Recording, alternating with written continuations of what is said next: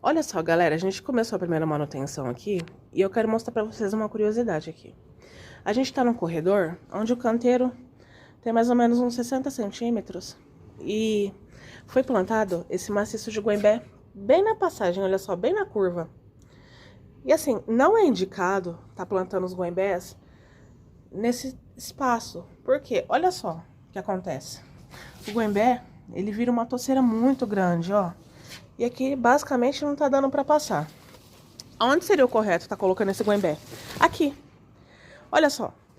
Em vez de ter posto ele aqui, nessa passagem, o indicado, quando vocês forem plantar esses maciços aí de filodendros, plantar numa área maior. Porque aqui, ele ficaria muito mais bem posicionado. E daria uma cobertura melhor pra esse canto. E não atrapalharia a passagem aqui, ó. Certo?